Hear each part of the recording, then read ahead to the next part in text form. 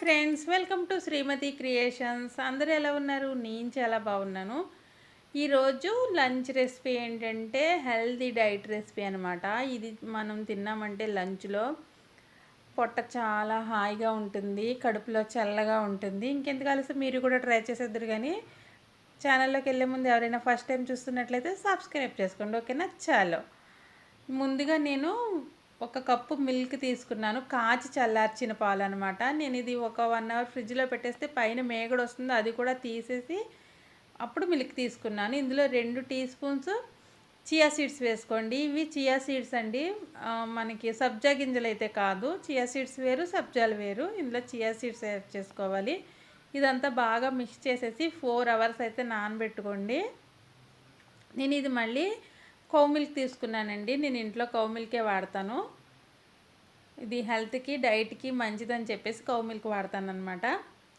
Okay, ఇదంతా బాగా mix చేసేసి మూత పెట్టేసుకొని ఒక 4 అవర్స్ నాననివ్వండి. అలాగ వదిలేస్తే అవి బాగా అబ్జర్వ్ చేసుకొని బాగుంటాయి అన్నమాట. మార్నింగ్ మనం లంచ్లో తినాలనుకుంటే మార్నింగే ఇది మనం ప్రిపేర్ చేసుకోవాలన్నమాట.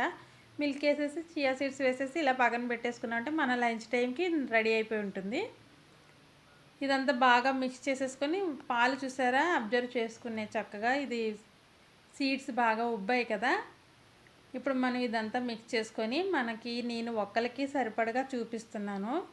ఇది మనకి చాలా చల్లగా హాయిగా ఉందండి. నాకైతే చాలా బాగా నచ్చింది.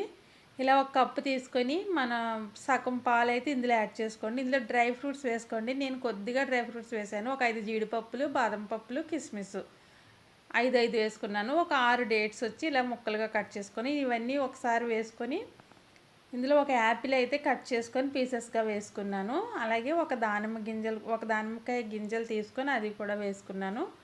ఇవన్నీ లేయర్గా వేసుకోండి కొద్ది కొద్దిగా. ఇప్పుడు పైన మళ్ళీ మిగిలిన పాలు వేసేసుకోండి. పాలు వేసేసిన తర్వాత మళ్ళీ మన డ్రై ఫ్రూట్స్ అన్నీ వేసేసుకోవాలి. ఇంకో లేయర్ ఇందాక చూపించిన విధంగానే ఇంకో లేయర్ వేసేసుకోండి. డైట్ చేసేటప్పుడు మనం పొట్ట నిండా తినాలి కాబట్టి ఇది ఒకరికి ఫుల్గా సరిపోతుందండి. మళ్ళీ ఆకలి అనేది వేయదు, అలాగే నీరసం రాకుండా ఉంటుంది, హెల్తీగా కూడా ఉంటుంది. వెయిట్ లాస్ అవ్వాలనుకునే వాళ్ళు ఇలాంటి రెసిపీస్ అన్నీ ట్రై చేస్తే తొందరగా వెయిట్ లాస్ అవుతాం, అలాగే నీరసం కూడా రాకుండా ఉంటుందన్నమాట. నాకైతే చాలా బాగా నచ్చిందండి. ఇది టేస్ట్ హెల్తీగా, నీరసం లేకుండా ఈవినింగ్ వరకు ఆకలే వేయదండి. మార్నింగ్ వచ్చేసి ఏదైనా జ్యూస్ తీసేసుకొని ఆఫ్టర్నూన్ లంచ్లో ఇలాంటి రెసిపీస్ తింటే తొందరగా వెయిట్ లాస్ అవుతాం అనమాట. ఇంకెందుకు ఆలస్యం, మీరు కూడా వెయిట్ లాస్ అవ్వాలనుకుంటే ఇలాంటి రెసిపీస్ ట్రై చేసేసి ఎలా వచ్చిందో కామెంట్లో చెప్పండి. వీడియో కనుక నచ్చితే లైక్ చేయండి, షేర్ చేయండి. ఛానల్ ఫస్ట్ టైం చూస్తున్నట్లయితే సబ్స్క్రైబ్ చేసుకోండి. సబ్స్క్రైబ్ చేసుకున్న తర్వాత పక్కనే బెల్ ఐకాన్ వస్తుంది, అది క్లిక్ చేస్తే వీడియో నోటిఫికేషన్ ముందుగా మీకు చేరుతుంది.